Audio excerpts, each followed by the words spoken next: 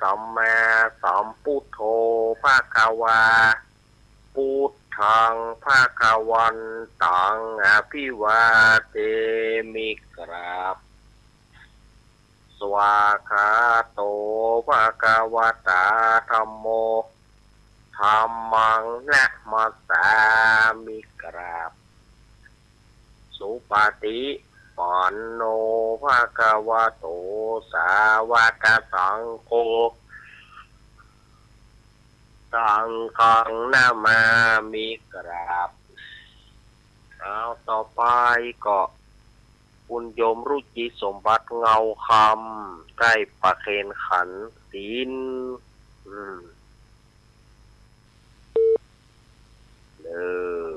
เอาอนุโมทนามะยังพันเตติสารเนนะสหปัญจศีลานิยาจามะทุติยัมปีมะยังพันเตติสารเนนะสหปัญจศีลานิยาจามะตติยัมปีมะยังพันเตติสารเนนะสหปัญจศีลานิยาจามะนะโมตัสสะภะคะวะโตอะระหะโตสัมมาสัมพุทธัสสะนะโมตัสสะภะคะวะโตอะระหะโตสัมมาสัมพุทธัสสะนะโมตัสสะภะคะวะโตอะระหะโตสัมมาสัมพุทธัสสะ พุทธังสรณังคัจฉามิธัมมังสรณังคัจฉามิสังฆังสรณังคัจฉามิทุติยัมปิพุทธังสรณังคัจฉามิทุติยัมปิธัมมังสรณังคัจฉามิทุติยัมปิสังฆังสรณังคัจฉามิตติยัมปีพุทธังสรณังคัจฉามิตติยัมปีธัมมังสรณังคัจฉามิตติยัมปีสังฆังสรณังคัจฉามิติสรณคัมมนังนิติตังอามาพันเตปานาติปาตาเวระมณีสิกขาปตังสมาธิยามิอะทินนาทานาเวระมณีสิกขาปตังสมาธิยามิกาเมสุมิจฉาจาราเวระมณีสิกขาปตังสมาธิยามิมุสาวาตาเวระมณีสิกขาปตังสมาธิยามิสุราเมระยะมัจจปมาทัฏฐานาเวระมณีสิกขาปตังสมาธิยามิยิมานิปัญจสิกขาปทานิสีเลนะสุขติยันติสีเลนะโภคสัมปทาสีเลนะนิพุติยันติตัสสมาสีลังวิโสทะเยสาธุสาธุสาธุเอา เมื่อไหว้พระหับศีลเรียบร้อยต่อไปก็ขอเชิญพ่อสมศักดิ์ขาวเตี้ยได้จุดเทียนส่องธรรมได้จุดเทียนส่องธรรมสำหรับศรัทธาญาติโยมที่จะตามธูปปูชาก็เอาไปตามตั้งนอกเน้อที่ศรัทธาญาติโยมที่จะตามธูปปูชาเอาไปตามตั้งนอกเอาละเรียบร้อยแล้วก็จะได้ฟังธรรมด้วยกันเน้อจะได้มีโอกาสได้ฟังฟังธรรมกันวันนี้ก็จะเอาผูกที่8เนาะมาเล่ากับศรัทธาญาติโยมนะโอ้ผูกที่8นี่จะว่ากันจะได้เจริญ เน้อสดาญาติโยมเน้อ นิปานังเยกะละละมังเยกัสสยังปันทิโตตังโนมากังอุติสิตุงธัมมังธัมมามุตตมังปัจจังอราธนังกัลโลม นะโมตัสสะภะคะวะโตอะระหะโตสัมมาสัมพุทธัสสะ สาธาโวฟังราโสตุจานาสะปุริสะตังหลายตั้งยิ่งใจน้อยใหญ่อันมีใจมักไปตั้งบุญอันจักหนุนเตื่อมกล้ำเฮือร่วงร่ำไพแมนจึงปากันเฮือตานเข้าแนมวัตถุพร่ำตามมีสินดวงดี58ได้กดแหวดรักษาป้ากันมาแต่เจ้าเพื่ออยู่เฝ้าฟังธรรมจุ่งดาจำฟังที่เอาเป็นที่สอนใจเฮาจักไข่กล่าวจี้ตามก่อนกี้เดิมแม่ขอสัทธาจูผู้จงตั้งตาโสตาทาอยู่ดาฟังไปบัดนี้แดดเตอเอาละเนาะสัทธาญาติโยมต่างหลายอาตมาก็ขึ้นซ้อยธรรมเห็นน้อยแล้วก็จะได้มีโอกาสได้เล่าสัทธาญาติโยมได้ฟังกัน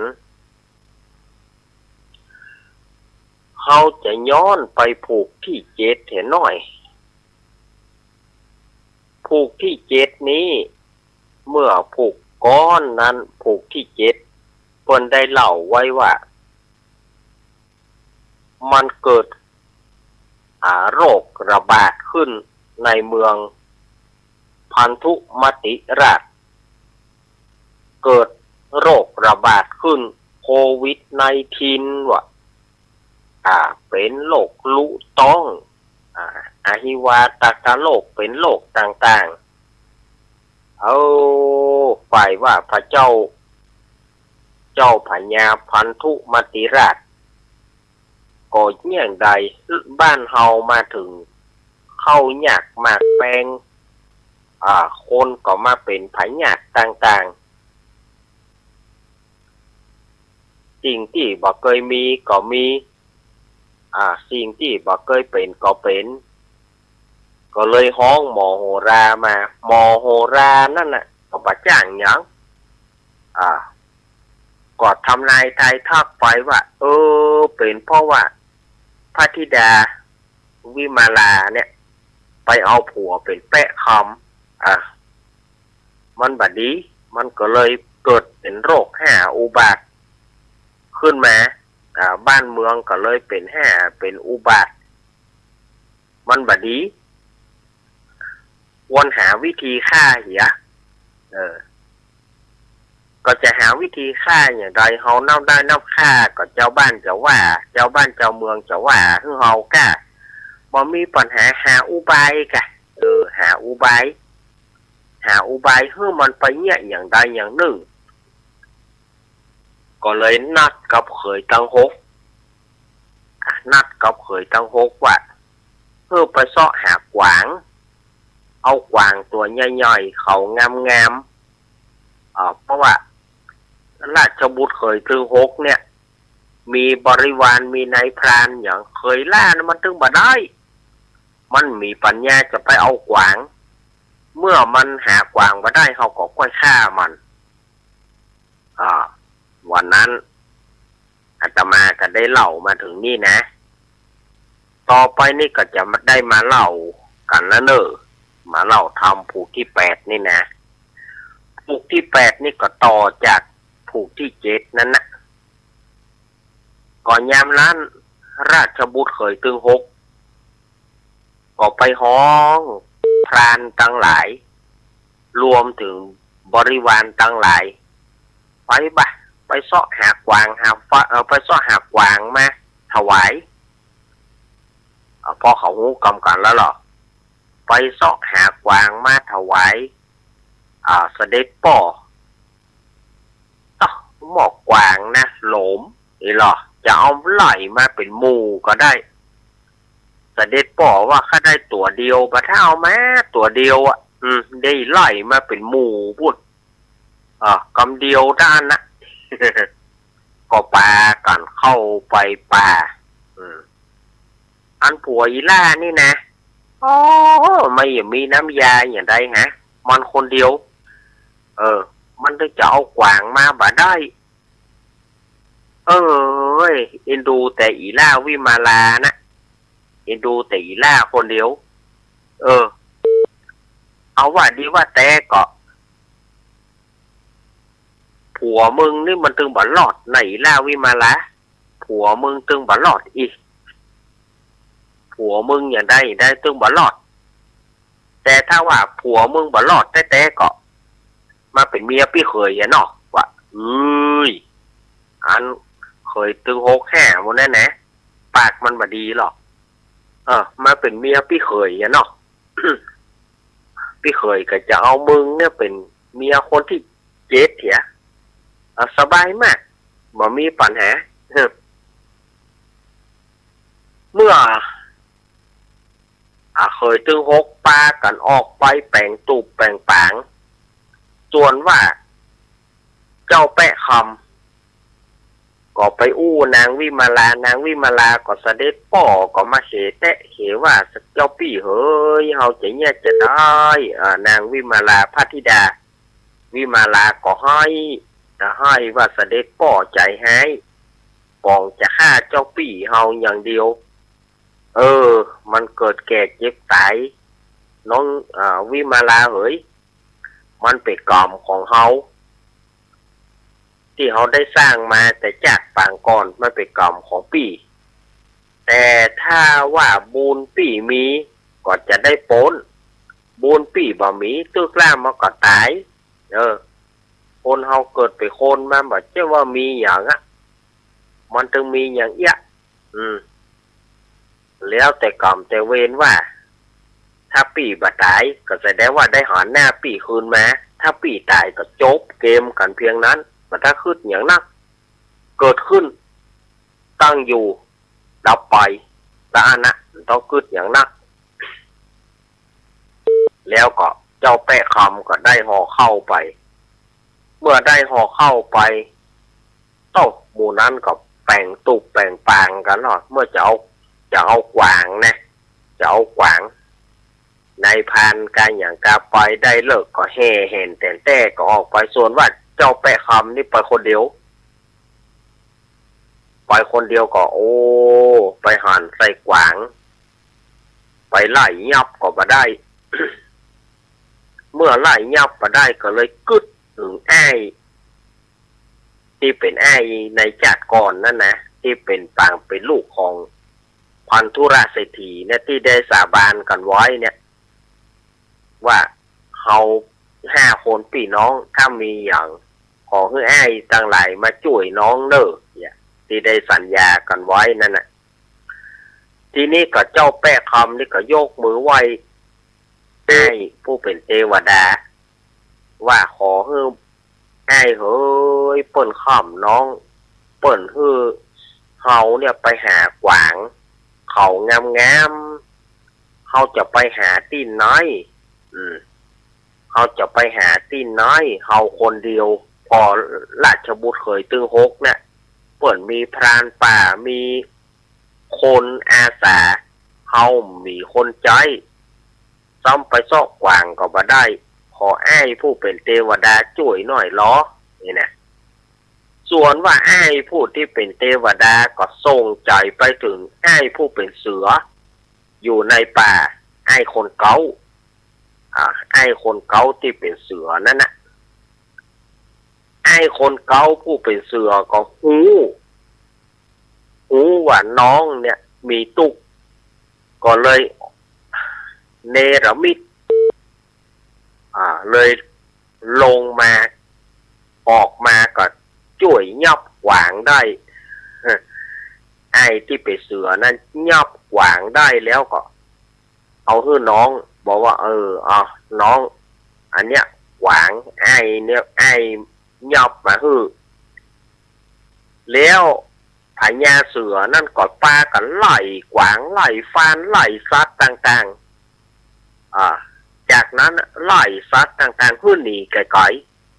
ๆไล่ซัดต่างๆเพื่อหนีบอกเพื่อได้มาทำนี้ไล่ซัดต่างๆเข้าไปไกลๆเลยส่วนว่าราชบุตรเคยตึงหก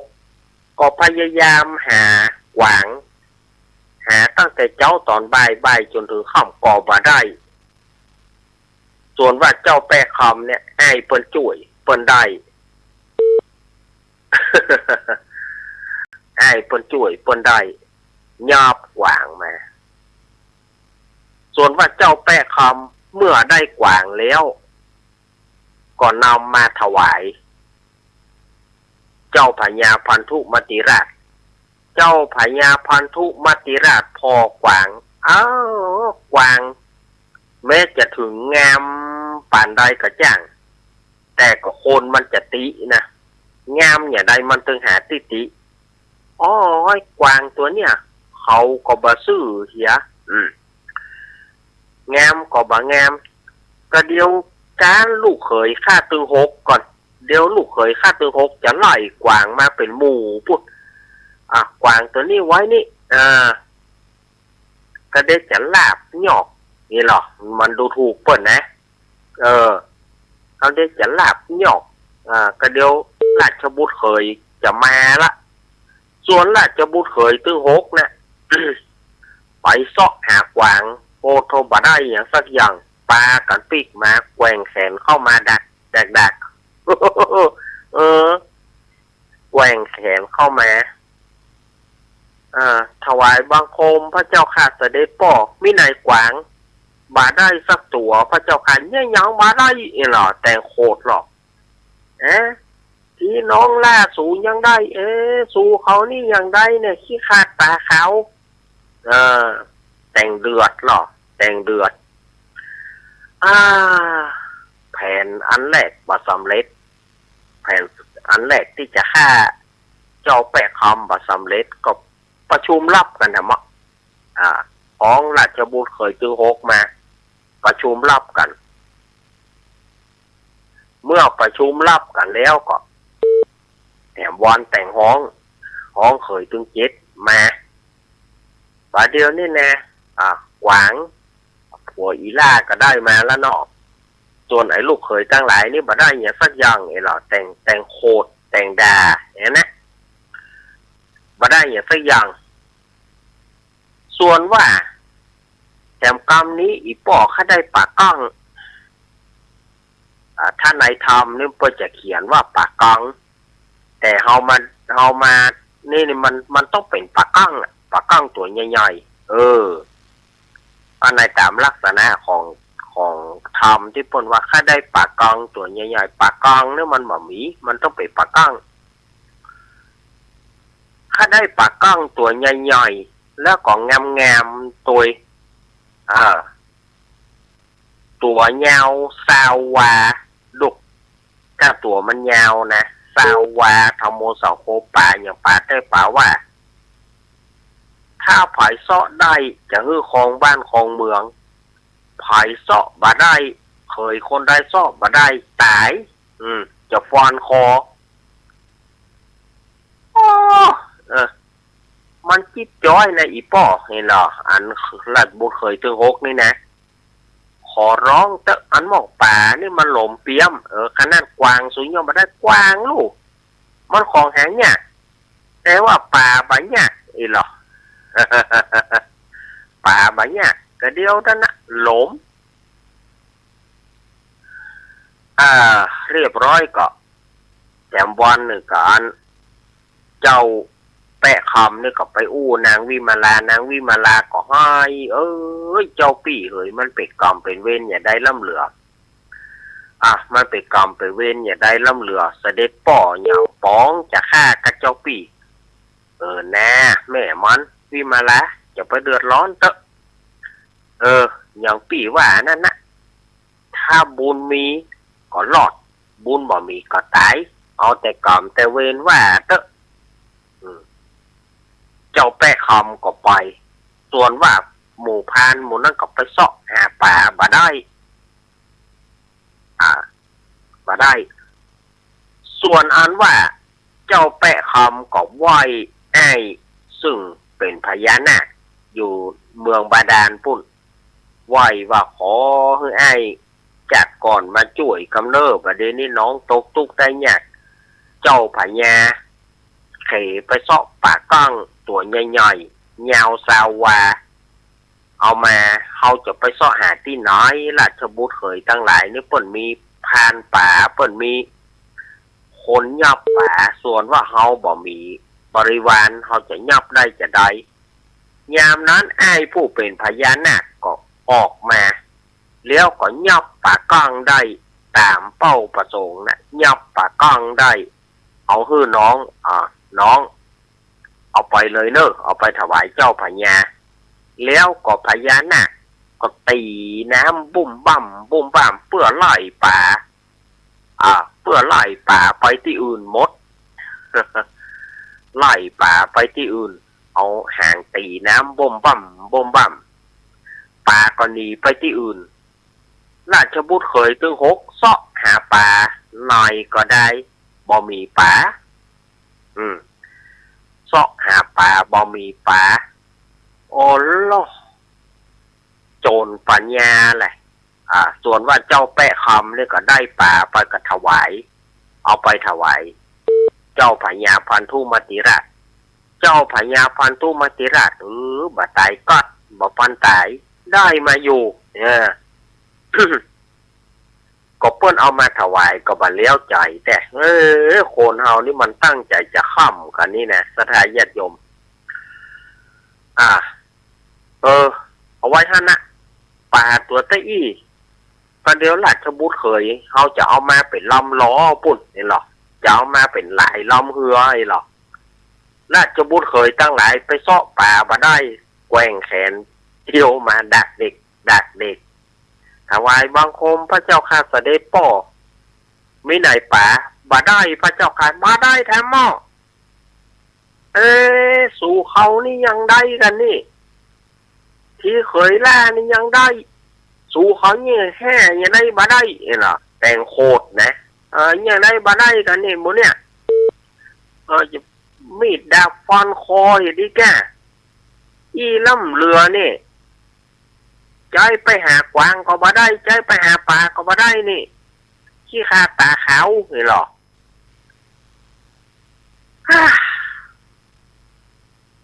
เจ้าพญาพันธุมติราชนี่แต่แผนซองก็บ่สำเร็จ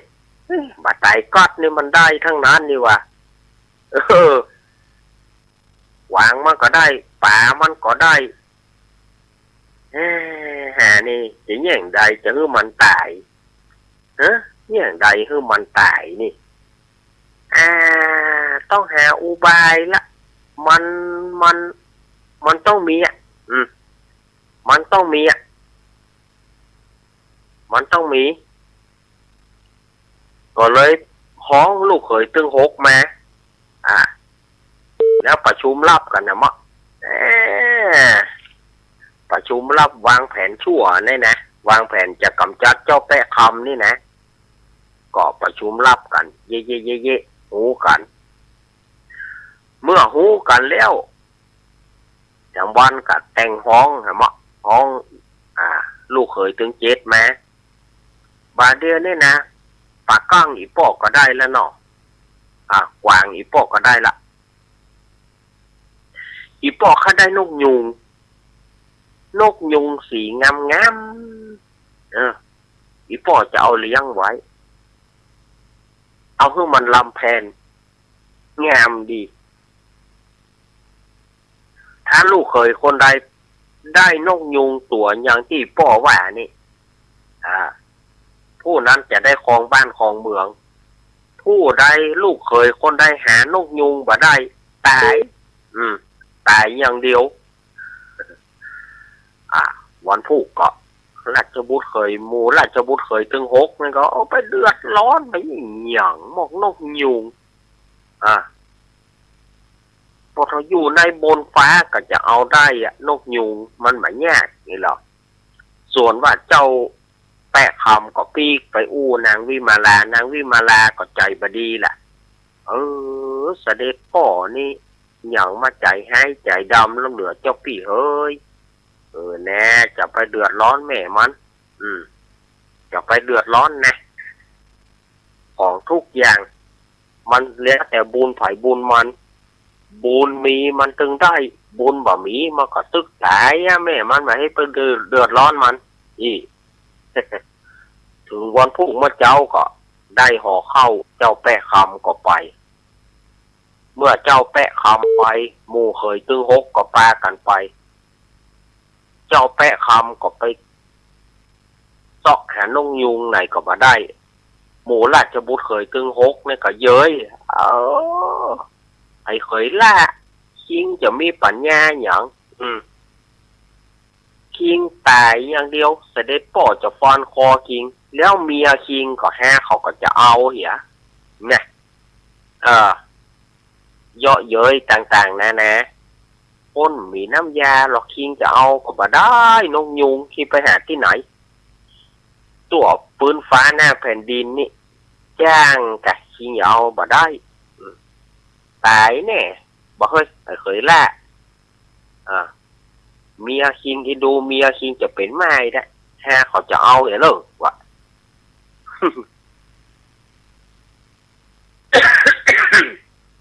ขออภัยเนอะเมื่อไปเซาะนกยุงส่วนว่าเจ้าแป้คำนี่ก็อธิษฐานถึงไอ้แห่งคนหนึ่งไอ้ผู้เป็นหุงอยู่ในป่าก็อธิษฐานถึงไอ้ขอช่วยกำบุญสมปานกำเตอไอ้เอ๋ยส่วนว่าไอ้ที่ผู้ที่เกิดเป็นพญาหุงนั่นน่ะก็ออกจากป่ามาแล้วก็ยกนกยุงตัวงามๆมาแล้วก็บอกว่าน้องเอาไปถวายเจ้าพญาเนอะแล้วก็ปากันไล่นกไล่สัตว์ต่างๆไล่นกไล่สัตว์ที่บินต่างๆหนีมดแล้วก็ หนีเข้าป่าไปส่วนว่าเจ้าแปะคำก็นำนกยุงมาถวายส่วนว่าเจ้าพญาพันธุมติราชนั่นน่ะก็บับปันตายได้ไม่หำล็อกไว้เขาจะต้องข่มมันนกยุงตัวตะอิ่งบ่ได้ดีก็เดี๋ยวลูกเคยข้าจะปาเอามาหำเป็นหมู่พูดนี่หรอเคยตึงหกข้ามันตึงเก่งนี่หรอคนเอามาถวายบ่เต็มใจนะส่วนว่าราชบุตรเคยตึงหกไปเซาะนกยุงอย่างใดก็ได้บ่ได้แกว่งแขนเข้ามาดักบ่ได้ แกว่งแขนเข้ามาดักบ่ได้ถวายบังคมพระเจ้าข้าเสด็จพ่อเอาไม่ไหนนกยุงบ่ได้พระเจ้าข้าบ่ได้ทำแล้วไอซูเขานี่มันอย่างใหญ่เนี่ยแฮะจะให้อย่างก็บ่ได้ความนี่หรอเป็นโอเลมังเลเป็นฟืนเป็นไฟหรอส่วนว่าเจ้าแปะคำก็เอาถวายแล้วก็ลาพี่คืนไปบ้านก็เล่าให้นางพระธิดาวิมาลาฟังส่วนว่าแต่อันพญาพันธุมติราชนี่นะมันตึ้งบ่เลี้ยวใจจะให้มันตายอย่างได้มันก็บ่ตายสั่งไปเอาอย่างก็ได้มาหมดควรหาอุบายควรหาอุบายจะให้มันเนี่ยอย่างใดจะให้มันหาได้จะให้มันตายเนี่ยใดจะต้องหาวิธีกำจัดมันหวังมันก็หาได้ ปลาก้างมันก็หาได้นกยูงมันก็หาได้จะเงี้ยงใดให้มันตายนี่ฮะมีวิธีไหนจะให้มันตายก็ห้องหมอโหรามาว่าจะมีวิธีใดให้มันตายพ่อบอกคือกำล็อกส่วนว่าหมอโหราจะว่าอย่างใดนั้น ทำมันจบ ทำมันจบเพียแล้วสดายญาติโยมตั้งหลายเฮ้ยทำผูกที่8ก็มาจบซื่อนี่ปอดีเอาก็เมื่อทำจบเอาก็ไว้กะตี้ก็นอเอาไว้ติดแน่เขาก็ค่อยมาฟังกันต่อนะม่วนแน่ม่วนไปติ๊กๆละ ม่วนไปติ๊กๆอะถ้าฟังกันลำดับต่อไปเนอสถาญาติโยมสาธุชนทั้งหลายนี่จะไปอันแน่มันทำให้เสียบรรยากาศนะสถาญาติโยมเมื่อทำจบแล้วเขาก็ยุดกันเพียงแต่อีก่อนนอกขออนุโมทนากับสถาญาติโยมที่เป็นเจ้าภาพเพราะว่าจะเป็นพ่อสมศักดิ์แม่ศรีเพนแล้วก็ญาติทั้งหลายพ่อโยมแม่บุญปันอุคำแล้วก็ญาติทั้งหลายเนาะที่เป็นเจ้าภาพวันนี้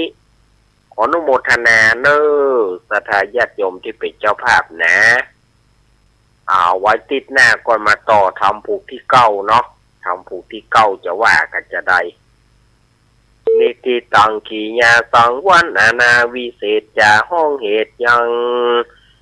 ทำสุวรรณะเปะคำผูกที่8ก็บังคมสมเรศเดสาตุสาตุสาตุทำผูกที่8ก็จบลงไปสถาญาติโยมขอดูเวลาหน่อยนะกรรมเดียวเฮาจะพักสักกรรมเนาะกรรมเดียวเฮาจะพักสักกรรมสำหรับสถาญาติโยมกรรมเดียวเฮาจะพักช่วงเกิงหลังนี้เฮาจะมาปะเคนต่างๆกำเนาะก่อนอื่นเขาจะสุมาโคตานเนี่ยก่อนเนาะสุมาโคตาน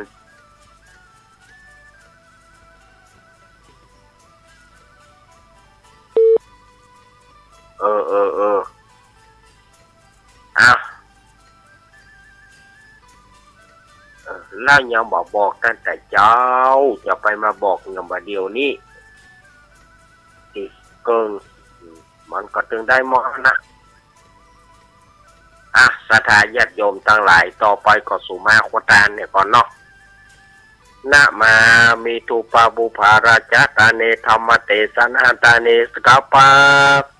กัปปิยพันดาตายวัตถุนานาสัปริวารตาเนวราทกินเยกายะตัวเรวจิตัวเรมโนตัวเรสันจิจปมาเตนวาสันจิจปมาเตนวากายะกัมเมนวาวจิกัมเมนวามโนกัมเมนวาติตะโตสังปัจจุปันโตสังสัพพังโตสังคมันตุโนตุติยัมปิตติยัมปินามามิ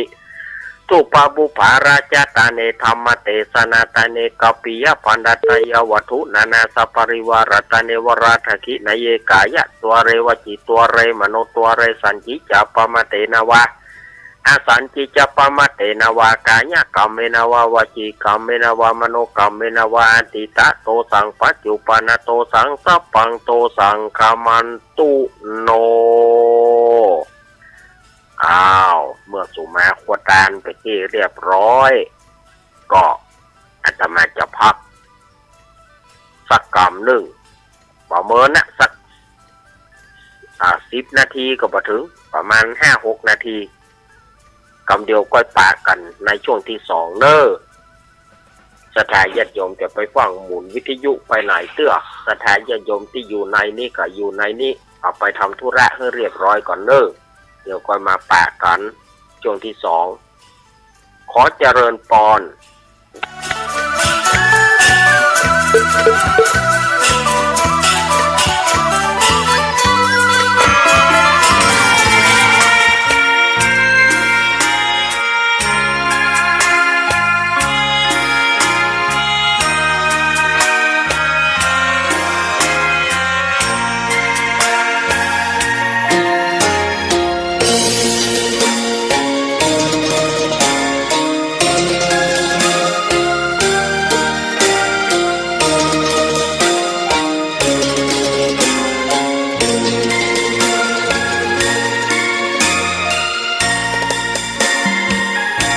อกบัวดอกหนึ่ง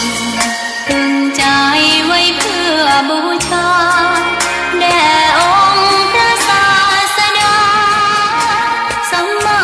สัมพุทธเจ้ามีความงามเงียบไม่เปรียบเทียบเขาเทียบเราใครมองไม่งามช่างเขาแต่เจ้าก็คือดอกบัวด้วยความสัตย์ซื่อยึดถือความดีเป็นหลักใครรักไม่รักก็ไม่จมปลักมองมัวเมื่อโผล่พ้นน้ำก็เห็นความงามในตัวไม่ยึดติดในตมชั่วขอเป็นดอกบัวดอกเดียวใครไม่มองว่าบัวงามเด่นแต่บัวก็เป็นดอกบัวทุกวันอย่างนี้ไม่อยากเด่นดังแต่มุ่งหวังในทางเด่นดีเกิดมาเพื่อสร้างบารมีถวายชีพนี้บูชาดอกบัวดอกน้อยเฝ้าคอยคนที่ใจบุญมาโอบเอื้อเกื้อกูลรู้ค่าของบุญเก็บบัวขึ้นมาเพื่อสร้างความดีและเสริมบารมีดังว่าใช้ดอกบัวนี้บูชาพระสัมมาสัมพุทธพระองค์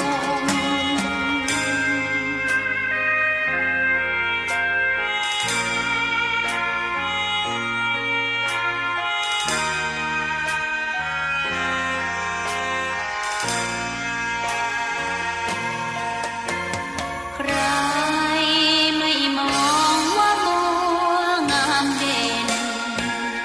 แต่บัวก็เป็นดอกบัวทุกวันอย่างนี้ไม่อยากเด่นดังแต่มุ่งหวังในทางเด่นดีเกิดมาเพื่อสร้างบารมีถวายชีพนี้บูชาดอกบัวดอกน้อยเฝ้าคอยคนที่ใจบุญมาโอบเอื้อเกื้อกูลรู้ค่าของบุญเก็บบัวขึ้นมาเพื่อสร้างความดีและเสริมบารมีดังว่าใช้ดอกบัวนี้บูชาพระสัมมาสัมพุทธพระอ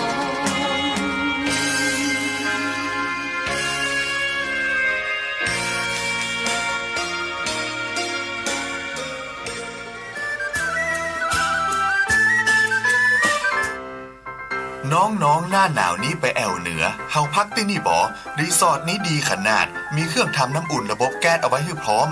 แต่ก็ต้องระวังเนอะเครื่องทำน้ำอุ่นระบบแก๊สมีคนตายมาหลายรายแล้ว จะอั้นเลยกะ อ้ายก็นึกภาพเอากะเปิดเครื่องทำน้ำอุ่นระบบแก๊สในห้องน้ำถ้าบ่มีพัดลมดูดอากาศการหมุนเวียนของออกซิเจนมันจะดีได้จะใด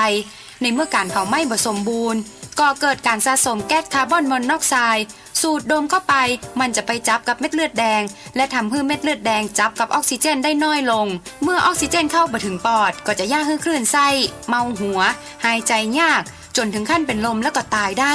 โดยเฉพาะคนที่มีโรคประจำตัวเช่นโรคหัวใจ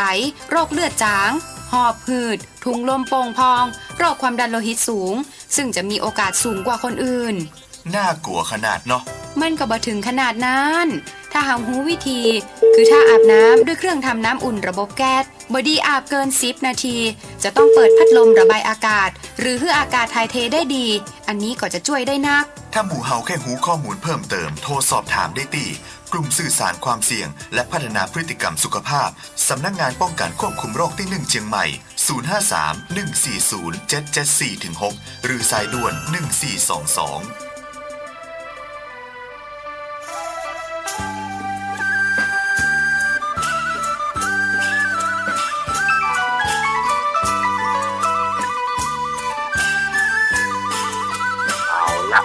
มาปะกันช่วงที่สองก็เป็นช่วงเกิงหลังของรายการตเพเหระปกิณกะธรรมะค่อนรุ่งไก่แจงรายการเสียงธรรมแสงทองดำเนินรายการโดยอาตมาภาพสามเณรรักปัญโยนันท์ปิกมาปะกันละเนอในช่วงที่สองนี้ก็เข้ามาสู่รายการศรัทธาญาติโยมพร้อมกันแล้วก็เข้ามาได้เลยเนอะเข้ามาเขาจะได้ทำการประเคนสังเสียงระฆังวัดประการเจริญดังและเนอะศรัทธาญาติโยมระฆังมาละเก่ง เสียงระฆังวัดประการเจริญมาละตีสี่แล้วนี่จับเบะเหมือนเปิ้นเตะไว้แต่เมื่อเสร็จนี้แล้วก็จะได้ทำการประเคนเนอร์ต่อไปก็ขอเชิญพ่อครูดร.จิรศักดิ์ปันลำได้ประเคนกันทพุทธ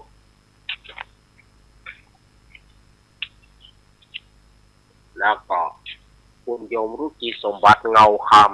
ำถวายการพระธรรม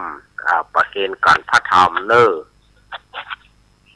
แล้วก็พ่อสมศักดิ์แม่ศรีเพนมาพ่อสมศักดิ์แม่ศรีเพนแม่ฟองคำมาประเคนด้วยกันได้เนอประเคนกันเต้เนอพ่อสมศักดิ์แม่ศรีเพนแม่ฟองคำแล้วก็นายอเนกภริยา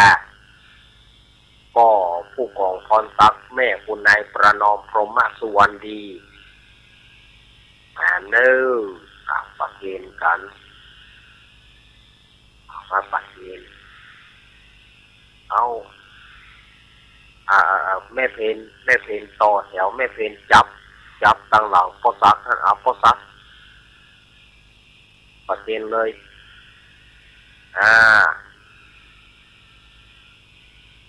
แล้วก็แม่บุญฝันอุคำแม่บุญฝันอุคำมาประเคนเลยเนอะแม่บุญฝันโอ้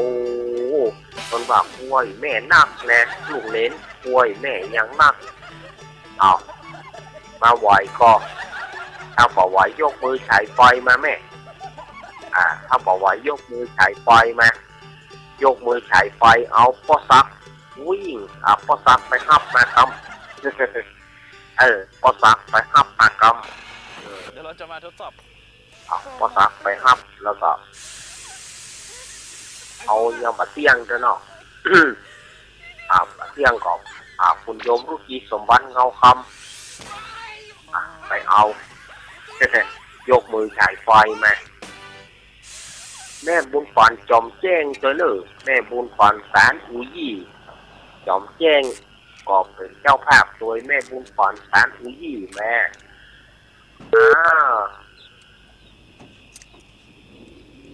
เอาวันนี้เนาะ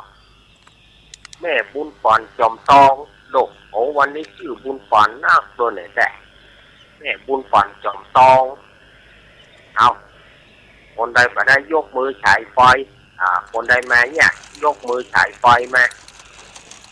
ยกมือฉายไฟมาพ่อซักวิ่ง พ่อซักวิ่งไปเอาผมมาซื้อรถคันนี้พร้อมเมื่อประเคนแล้วบอกประเคนแล้วก่อนจะได้อนุโมทนา บุญกับศรัทธาญาติโยมนะเกี่ยมน้ำยาไฟน้ำยามันเน้อน้ำยาไฟน้ำยามันตั้งจิตอธิษฐานวิทยุเขาจะเงียบไปกำเนิดจะได้ปฏิบัติเราจะมาสอนวิธีการถอดประกอบนะครับภาวนาสักกำหนึ่งเนาะภาวนาไปสักกำหนึ่งมันจะเป็นตามรูปนี้เลยลักษณะเดียวกันเพื่อว่ามันครบบริบูรณ์ทานในจะยึกยือแบบนี้เห็นไหมครับทานคือการทานเคลียร์ออกให้หมดเสร็จเรียบร้อยแล้วไปแล้วก็เหลือภาวนาครับแบบนี้เลยนะทานภาวนาคือมันครบตามสิ่งนี้ศรัทธาญาติโยมจะได้สบายใจเอาวิทยุจะเงียบไปกำหนึ่งเน้อศรัทธาญาติโยมตั้งใจภาวนาอธิษฐานถึงบุญนี้จะแผ่หรือไผ่บุญนี้จะแผ่ไปถึงไผ่ญาติโยมอธิษฐานใจเอาเน้อเจริญพรวิทยุจะดับไปคำหนึ่งเจริญพรเด้อหมุนทวนเข็มนาฬิกาครับ7 รอบครับ7 รอบเสร็จเราบีบไว้นะครับบีบไว้นะครับสายมันจะเป็นขดๆก็ปล่อยมันไว้ก่อนครับเดี๋ยวเรามาเคลียร์ทีหลังอันนี้เสร็จเรียบร้อย7 รอบแล้วนะครับเราก็มาเคลียร์ครับหมุนทวนเข็มนาฬิกา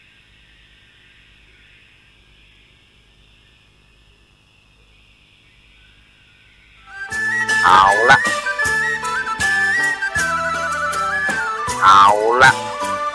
ก็อาตมาก็เรียบร้อยเนาะศรัทธาญาติโยมก็ขออนุโมทนาบุญเด้อจีมันบอกฟังตั้งฝ่ายต่างอ่ะเพิ่นบอกว่าเพิ่นจะปฏิบัติธรรมกำหนึ่ง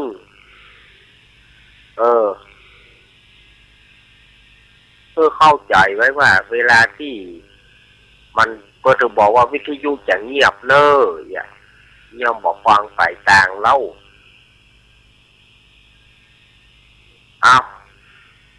เมื่อเรียบร้อยศรัทธาญาติโยมก็เอาได้ปฏิบัติธรรมกันตามนี้ก็เอาเน้อต่อไปก็หับปอนจากครูบาอาจารย์เนาะหับปอนศรัทธาญาติโยมที่มีน้ำหยาดไม้ตาลก็หยาดน้ำไปเลยเน้อยะถาวาริวหาปุราปาริปุเรนติสาสรังเอวะเมวะอิโตทินังเปตานังอุปคัปปติอิทิตังปะทิตังตุมหังคิปะเมวะสมิสตุสัพเพปุเรนตุสังกปะจันโทปนะระโสยะถามณีโชติระโสยะถาโสยะติธัมโมจะอายังนิคัสสิโตเปตานาปุจจาจักตาอุลาลาปรัญจะภิกขุนามนุปทินังสุเมนิสุยังปัสสุตานะปะกันติสัพพิติโยมีวจันตุสัพพโรโควินาสตุมาเตภวะสวันตรายสุขีติกายุโกภวะอาภิวาทนาสิริสนิจังวุฒาปัจจายิโนจตารโรธรรมาวัฏันติอายุวันโนสุขังปะลัง ศรัทธาญาติโยมต่อไปนี้ก็จะได้แผ่เมตตาเนาะแผ่เมตตาเอาสบับเชียงใหม่เฮาเนาะแผ่เมตตาไปเชียงใหม่เฮาอิตังตานากัมมังนิปานาปัจจโยโหตุโนนิจังอิตังศีละกัมมังนิปานาปัจจโยโหตุโนนิจังอิตังภาวนากัมมังนิปานาปัจจโยโหตุโนนิจังยังจิติกุสลังกัตตาปังกัมมังสัพเพหิกาเตหิกาตังปุญญังโนอนุโมทันตุสุนันตุโอนโตเยเตวะอาสามิงคาเนอาติกาตาติกาโยกาสัทธาหนตุสัพพะสัตตานังสุขีอัตตานังปาริหารันตุมาตาปิตาสุขิตาหนตุสุขาปามุจจันตุสัพเพญาติกาสุขิตาหนตุสุขาปามุจจันตุสัพเพอัญญาติกาสุขิตาหนตุสุขาปามุจจันตุสัพเพปิสาสัพเพยาขาสัพเพเปตาสุกิตาหนตุสุขาปามุจจันตุสัพเพนากาตาสุกิตาหนตุสุขาปามุจจันตุสัพเพเทวา สุขิตาโหนตุทุกขาปามุจจันตุสัพเพอาจาริโยปัจจยาสุขิตาโหนตุทุกขาปามุจจันตุสัพพะสัมปาทินังสามิชันตุโวอัสถายโยมก้มลงเน้อเอาจะเป็นมาเกี่ยวต่างๆเนาะกาเยนะวาจายาวาเจตสาวาพุทเทกุกมังปะกตังมยยังพุทโธปฏิกันหันตุอัจจยันตังการันตะเรสังวริตุงวะพุทเทกาเยนะวาจายาวาเจตสาวาธัมเมกุกมังปะกตังมยยังธัมโมปฏิกันหันตุอัจจยันตังการันตะเรสังวริวะธัมเมกาเยนะวาจายาวเจตสาวาสังเคกุกมังปะกตังมยยังสังโฆปฏิกันหันตุอัจจยันตังการันตะเรสังวริตุงวะสังเคสาธุสาธุสาธุอ้าวก็เรียบร้อยกิจกรรมของคณะสงฆ์เฮากิจกรรมยกวัดมาบ้านการฟังธรรมกลางวาษาเรียบร้อยแล้วเนอะสถาญาติโยมก็อันนี้สำหรับ โซนใต้เฮาโซนใต้เฮาสันปะตองจอมตองดอยหล่อเวียงหนองล่องป่าซางบ้านห้งเอากันนี้เขาก็เป็นใจไหลให้กับสถาญาติโยมที่อยู่โซนใต้เนี่ยถ้าโซนเหนือเฮาก็มันจะเป็นช่วงบ่ายโซนเหนือเฮาจะเป็นช่วงบ่ายแล้วก็สถาญาติโยมก็ตั้งโซนใต้เฮาฮับมาได้นะมั้ง ช่วงนี้มันก็ยังว่าเนาะมันก็เป็นบรรยากาศที่มันครึ้มฟ้าครึ้มฝนด้วยช่วงนี้แต่ว่ากับตกแม่แต่ว่ากระตกมาแต่ว่าวันนี้ก็ยังบอกฮู้เธอว่ามันจะเป็นอย่างไรเมื่อมันแล้วเป็นยะเป็นยังเขาก็จะวางสายแล้วกันเนาะเท่าที่เวลามันจะเอื้อเฟื้ออำนวยมานะวางสายคือสถาญาติโยมได้โทรกันเข้ามาสถาญาติโยมเปิดก่อนจะท่าวางสายเพื่อถึงท่าการสาย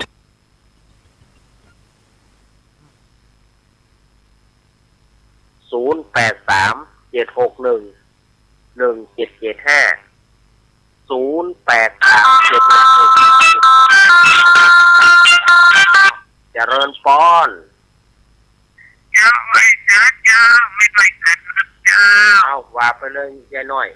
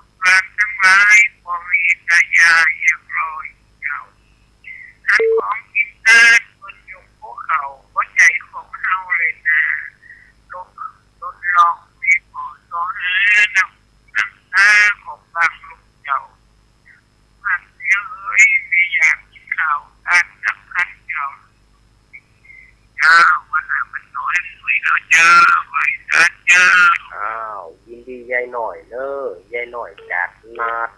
มาละเนอะสถาญาติโยม0837611775 1775เอาโทรเข้ามาเนอ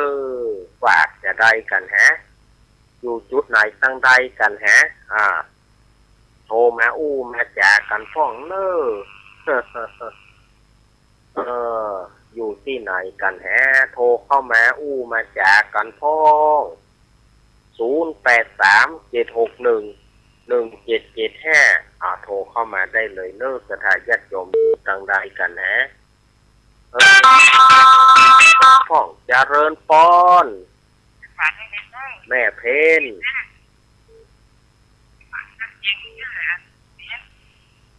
ครับหยาดน้ำละเนาะครั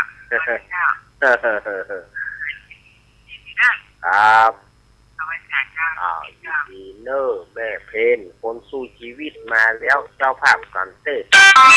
เจริญปอนครับนมัสการครับหลวงตาขอให้พรสักหน่อยนึงครับผมนิมนต์เลยครับแรกก็มีขอเป็นการขอได้มีร้อยเอาที่ได้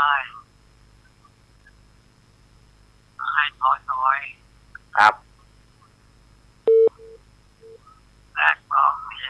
มีขอเป็นการขออย่ารีบร้อนเอาที่ได้ให้เขาที่ชั่วช่างอะไรใจเราอย่าดูเบาผิดระบบผิดชอบธรรมไหวนะครับครับนมัสการครับผมหลวงตากฤษอุทยานปางมุกเชียงดาวเจริญปอนไว้ขอเจ้าว่าไงเองโอ้อุ้ยอินฟังแต่ว่าเสียสารแล้วเจ้าโอ้อุ้ยอินแต่เองเก่งนั่นนะวันนี้เจ้าวันนี้เจ๋วเนาะเจ้าล่ะชัดเจนใจเนอะเจ้าครับคนมันตกแล้วเนาะบัดตกนะมัน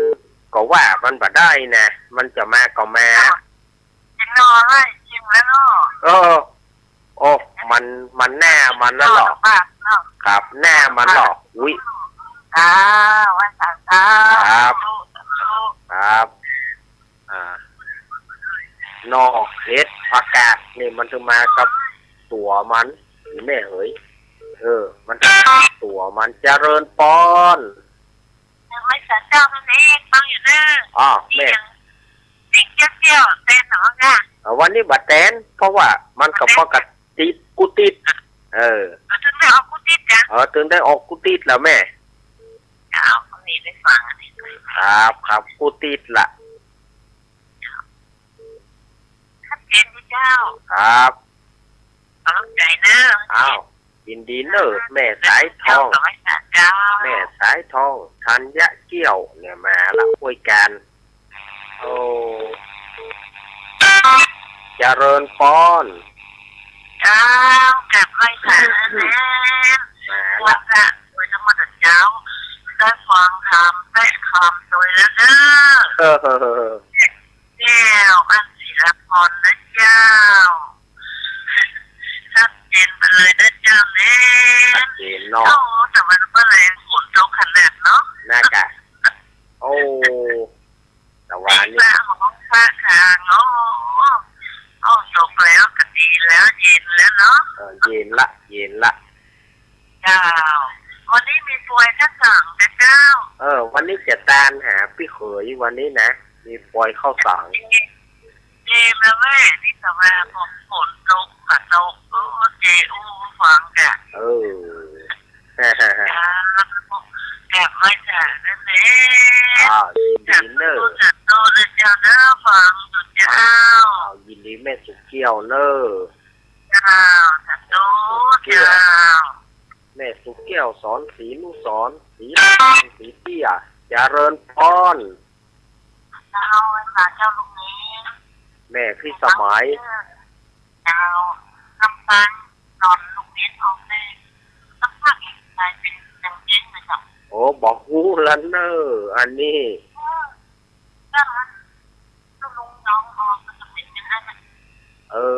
เพราะว่าลูกก็จัดรายการตามปกติ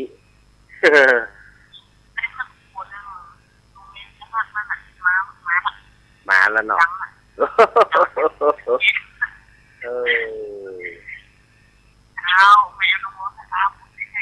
เอาขอบคุณเนอะแม่พี่สมัยครับแม่พี่สมัยนางแลมาละลำปางก็ได้ญาติโยมก็มากันแน่นหนาเนอะเอามีอยู่ก็แห08376117775อาตมาเซฟนี่แล้วก็อย่างว่านะทำธุระอย่างแล้วก็จะไปตีละกังแล้วก็จะทำวัดเจ้าเนี่ยอาตมาก็ปัจจุบันนอกคนได้ว่าโอ้ตุเจ้าพระนายอยู่สบายนี่นะลองมาบวชพอเนอะ เรามาบวชพอเขาว่า7 วันนี่ให้กันนี่ให้กันสถาญาติโยมก็อย่างว่านะอาตมาก็ถ้าบัดนี้ธุระปะฟังอันใดอาตมาก็จะมาอย่างเงี้ยแต่ถ้าติดนะก็เลี้ยวเนอะถ้ามันเกิดว่าติดธุระปะฟังก็อาตมาก็มาบ่ได้ก็อย่างว่านั่นนะมันก็เป็นว่าแลกกันไปก็แลกกันมาสบาย อาจจะมีอยู่ก่อนนี่ถ้าบ่มีอาตมาก็จะปิดสายแล้วนะเนาะมีก็แน่ไปจะโทรหาอาตมาก็ตามอยู่เนอะ08376117775โทรมาประเด็นนี้ตี4 กับ21 นาทีตี4 กับ21 นาทีอาตมาก็อยู่กับสถาญาติโยม5 นาที5 นาทีเนาะเจริญพรข้าวอันนี้2 คำพรแล้วก็ที่ข้าวทำนะเจ้าเอาว่าไปเลยยายน้อยเอานะเจ้าไม่ได้มีของเจ้ามีผู้ไว้รอรอเมินนานมีคนปล่อยมาลูกหลานทั้งหลายไปไหนนาก่อนท่านหาไม่พอรอเจ้าวิญญาณคนที่พวกเขากันลูกหลานคนตาหนึ่งโดยเจ้าที่เทวีรอคอยก่อนนั่งเจ้ารอเขานั่งเจ้าเดียวขอคนที่คุณพ่อบอกเจ้าลูกเจ้าคงมีในนั้นจน12 ก่อนท่านทั้งคันลูกหลานให้มันการเจ้าตอบเด็ดของพ่อแม่สุดจำหาญาติพี่น้องพี่ตาแหล่งมาตาญาติตายายตายไปออกหันมาเข้าช่วงวันปล่อยวิญญาณจงที่บ้านปล่อยแม่เดินเจ้าอย่าช่วยตาวันนานเจ้ายังทำเจ้าหรือปิดวันนานยาว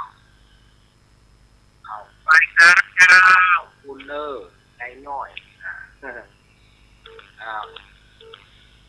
สถาญาติโยมสาธุชนทั้งหลายก็สถาญาติโยมที่ผลมาฟังกันตัวเนาะยายน้อยก็รำพันถึงว่าบัดเดี๋ยวนี้นะมันเหลือเวลาแ8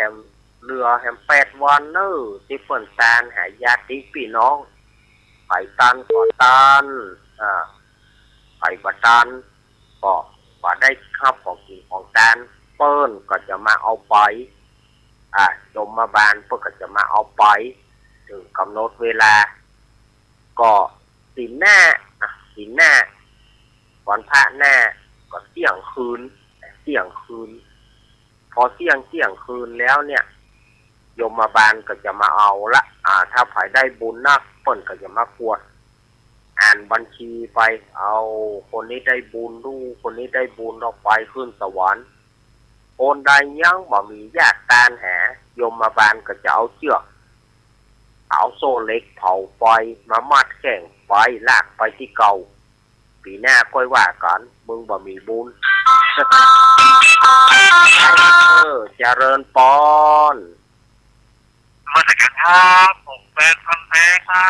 บ แฟนพันเทมาแล้วเฮ้ยมาจากครับวันนี้ครับออกพระเจ้าเนี่ยมอบครับครับได้วิชาความรู้จะนะครับเอาขอบคุณนักเน้อโอ้วันนี้ผมมีงานอย่างนะครับวันนี้ว่าใครมีการมีงานนะเนาะมันมีแล้วครับหมดแล้วครับยินดีเน้อขอไม้ครั้งไก่ท่านเลยครับขอบคุณนมัสการครับเอาแล้วอาตมาข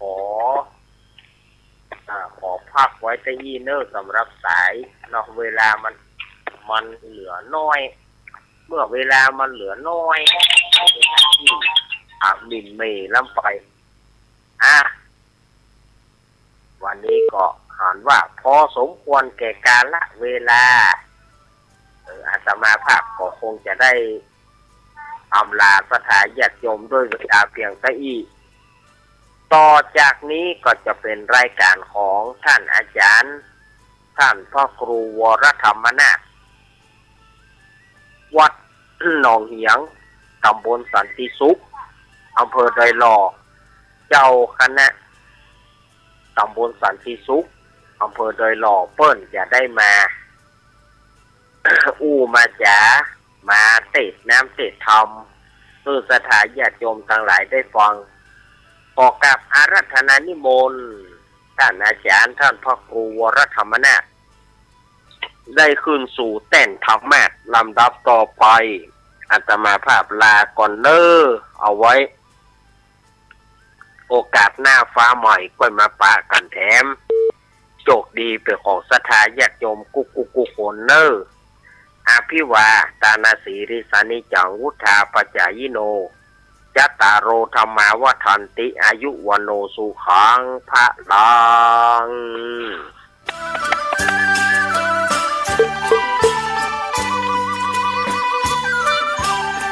ตกจากที่สูงเรียก1669กระดูกหักเรียก1669บาดเจ็บกระดูกสันหลังเรียก1669ไฟฟ้าช็อตเรียก1669ไฟไหม้น้ำร้อนลวกอย่างรุนแรงเรียก1669จมน้ำเรียก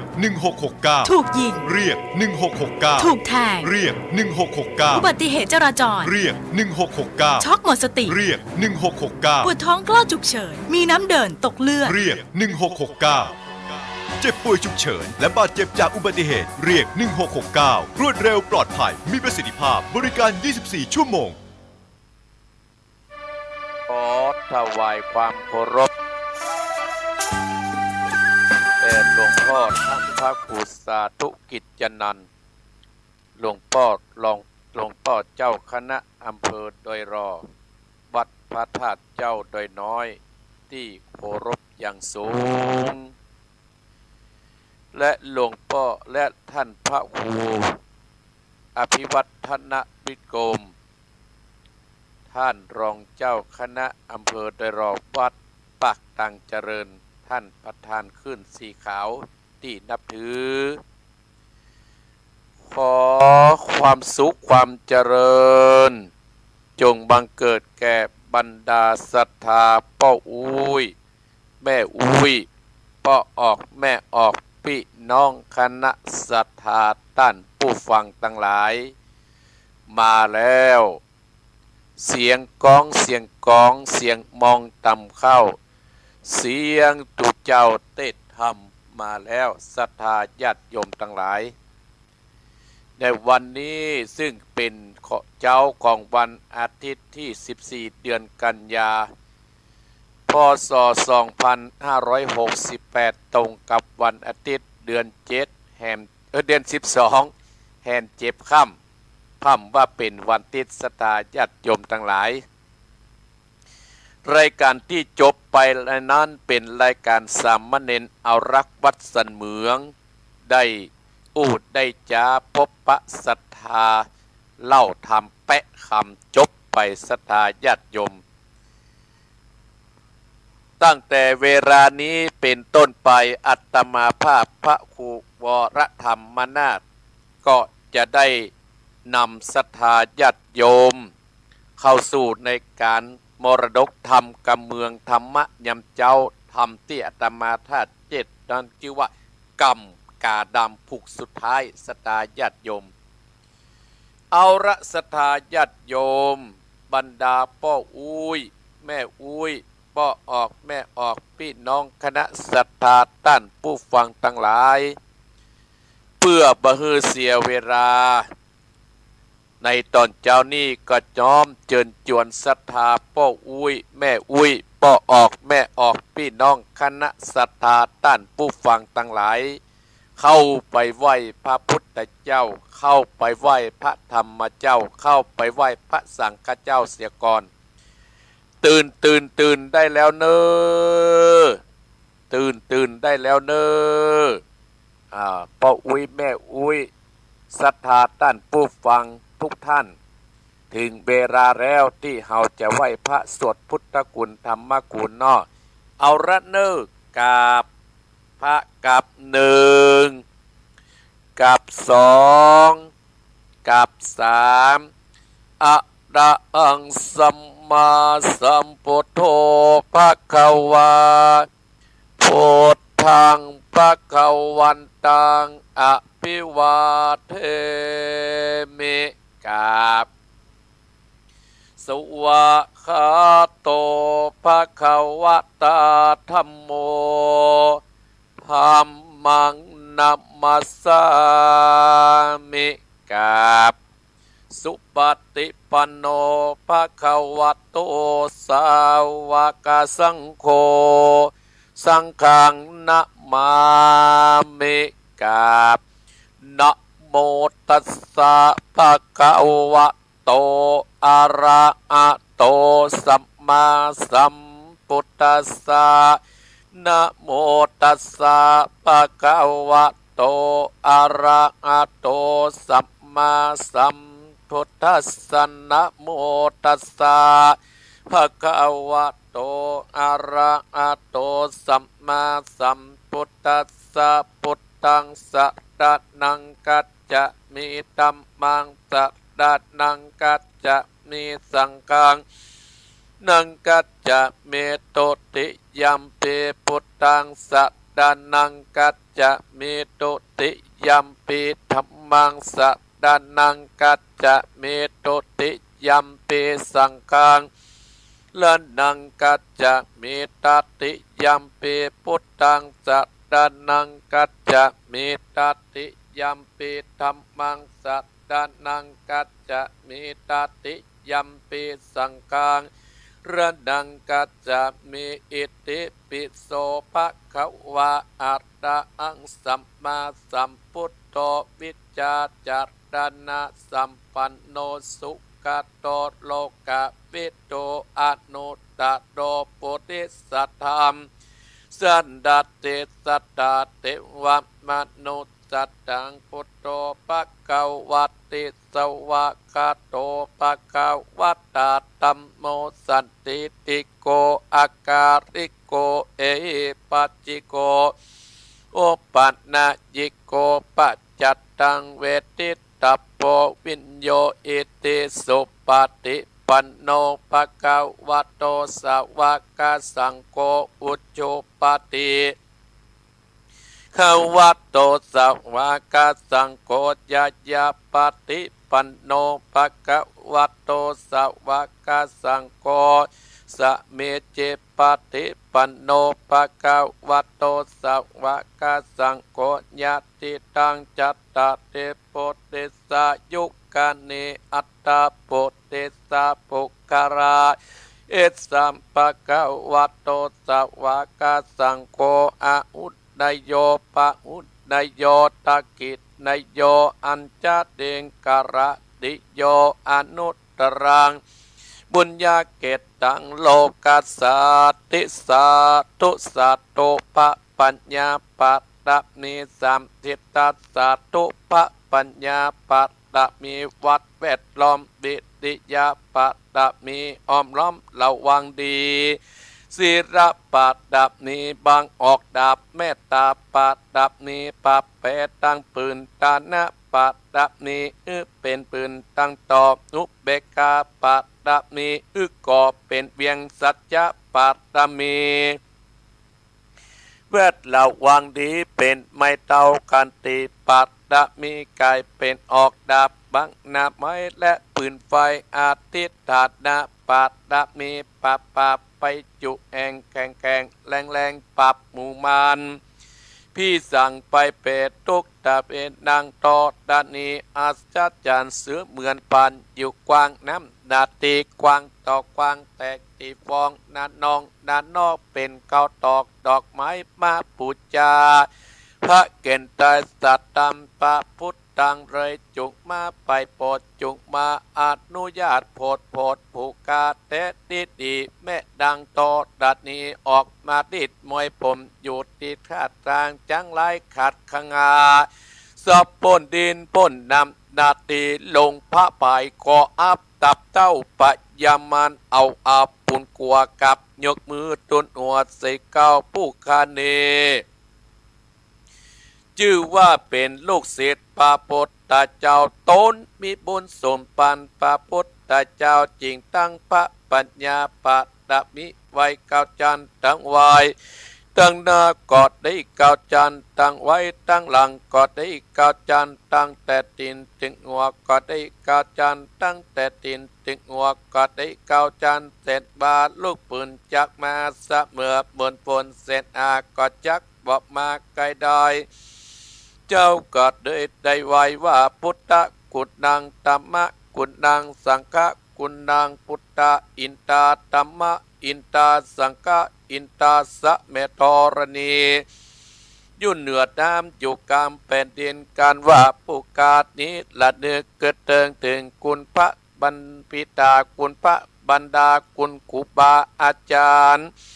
คุณพระแก้วเจ้าตั้งสามประการคือคุณพระพุทธังคุณพระธรรมังคุณพระสังฆังคุณแดดคุณฝนคุณน้ำคุณลมคุณกุราชเจ้าก็ดีคุณพระเจ้าต้นพระวัดนาก็ดีคุณนางอุตราก็ดีคุณพระเจเจ้าก็ดีคุณแม่นางตอดัดนี้เจ้าก็ดีจุกมารักษากำนาจและกำลังยังตนตัวเองข้าพระเจ้าและเจ้าของสถานีวิทยุกู้สถานีและท่านผู้ฟังทุกคนในวันนี้ยามนี้จิมแดดเตอพุทโธพุทธังรักษาธัมโมบางรักษาสังโฆสังฆังรักษาพุทโธพุทธังอะดะอังธัมโมธัมมังอะดะอังสังโฆ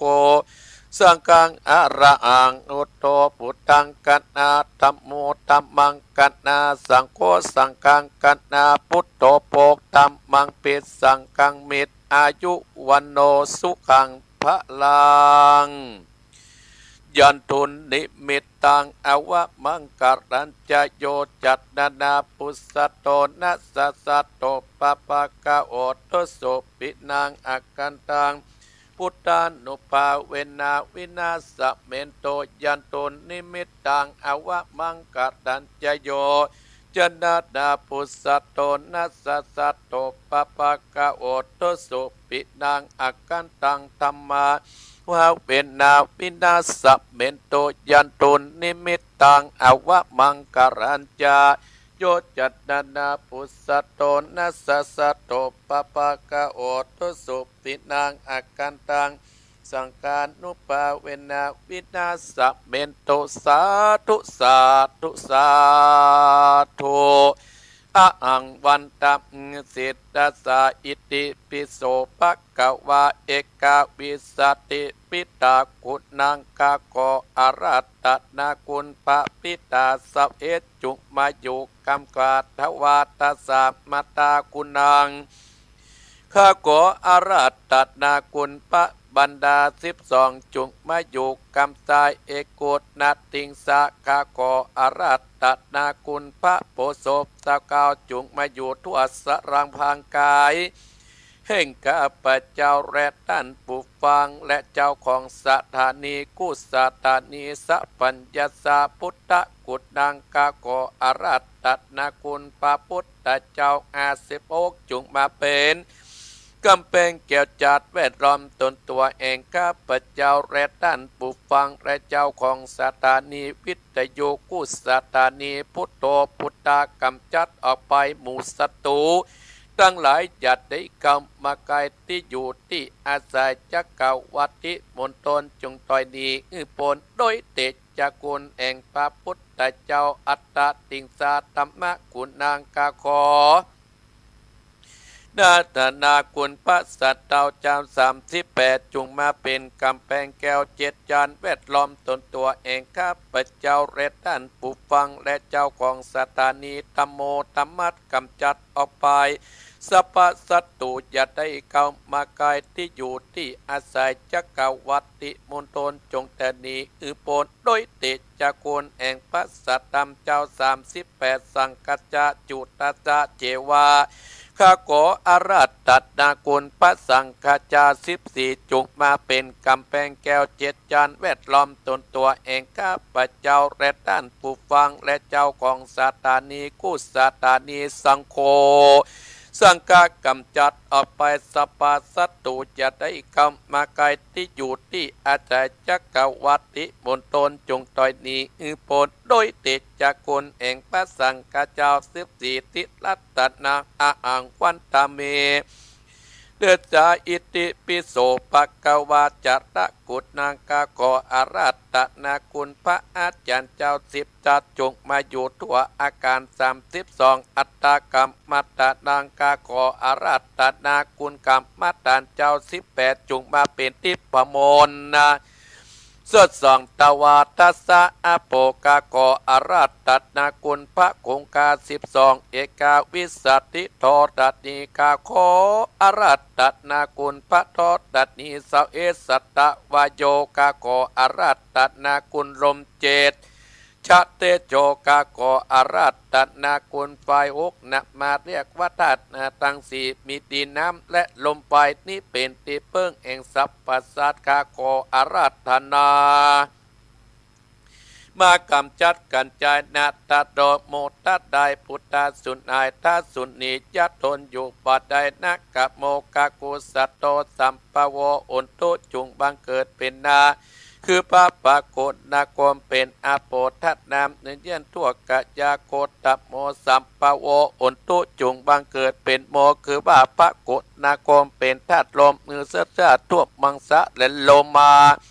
พุทธกาโลกัสสโปสัมปโวอุนตุจุงบังเกิดเป็นพจน์คือว่ากัสสโปเป็นเตโชธาตุไฟหลังลานสังอานปาปานอาสอตพิษตั้งแต่เกศาโตมานากาตันตาตาโจ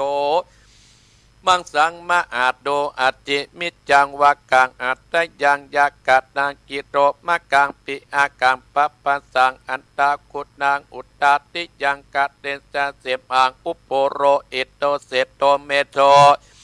อสุวัตสังเกงโกสิงกานิการาติกามุตตะเกมัตตารุงกันติปุงมุสารตปิดกัติยาได้ยินตุกาปะกาตาก็วิ่งหนีตากะโมสัมปโวอุนโต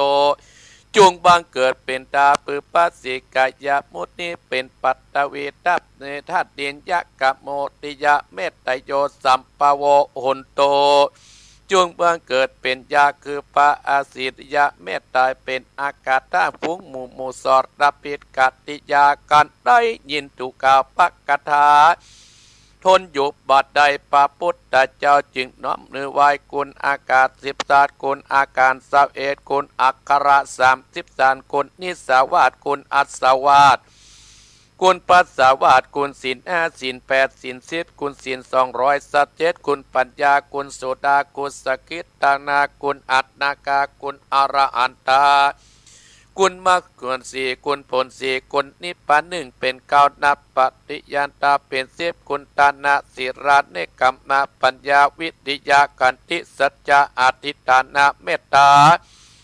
อุเบกขาตวัตติงสาปัตตมีสัมปันโนพุทโธอนันตาตุกุโนวัตตโสภกวาอันว่าปัสสตาอนันตากุญจักปะนานมิได้จุมนุนจำนวนทิปมณฑลเปิดเจียนตั้ง84,000พระธรรมการตัดเสียถึงไปในและไปนอกคุณพระฤาษีนารอดคุณพระฤาษีนารายณ์คุณพระฤาษีตักงัวคุณพระฤาษีตับไปคุณพระฤาษีได้แสนโกดคุณบันทิดาบท18คุณอันทรงวิจาแห่งพระพุทธเจ้าเตตายคุณพระสายญาติคุณพระบาทคุณพระตาดคุณพระมหาโมกขตาคุณพระสาติโพธคุณพระมหาอุปโกฏคุณติสาวกคุณบันทิตาสัพมะเนนคุณพระมหากัจจได้เกณฑ์คุณติ12คุณปมพิอานตั้งแสนโกฏจักกวาลข้าขออาราธตัดนามาบันดันปาปันอสอดดปิดกัตติยาเสื้อเสื้อตโลมาและอินทรีกาขออาราธตัดนาคุณอภิธรรมา7 กัมปีสังวิตาปุกายปาขออาราธตัดนาคุณนิกาตังอาติมาสังอังกุกาขออาราธตัดนาคุณปะวินัยตังอาปัจจุปกาขออาราธตัดนาคุณสัตตามตัง8 จิตนาวัตกายากาขอดัตานากุญจยาคือมาตากุสัตโตจุงเป็นเดบกามาเสียกาเอมันตาบัดนี้ผู้กาขออาราธตัดนามาอยู่กลางสารผู้กาจักฟันโดยตายสนาคมคือพุทธังตัสสะมิตัมมังตัสสะมิสังฆังตัสสะมินะโมตัสสะสัตตัสสะโมนะโมตัสสะสัพพสัตตุก็ขาดเป็นผลที่เดือดในอินทรีย์ก็อื่นนี้ไปอยู่จักกะวันกูจักอังองค์การนักกิงบันดาลกูจักปาอิมมาดานฝูงหมู่มันก็ร้อนลนอยู่บ่ได้กูจักพิษทางวันกลางกาวกูจักเราปากาตาสังปิตาโสปุสนาปิตังนาปรังสเปตพุทธาสะปะเตงตักลังเก้ากูจักเล่าเป็นปากาตาพุทโตจะมาจิบโนเสโทสริบุตโตจัตตกิจเนอุตเรมุกัรดัตโนจะอัดดันโตมัจจิเมวัจจะอาดโกตัญโยปุปปโตปะเกพยับเกปะขาวัมปฏิอุป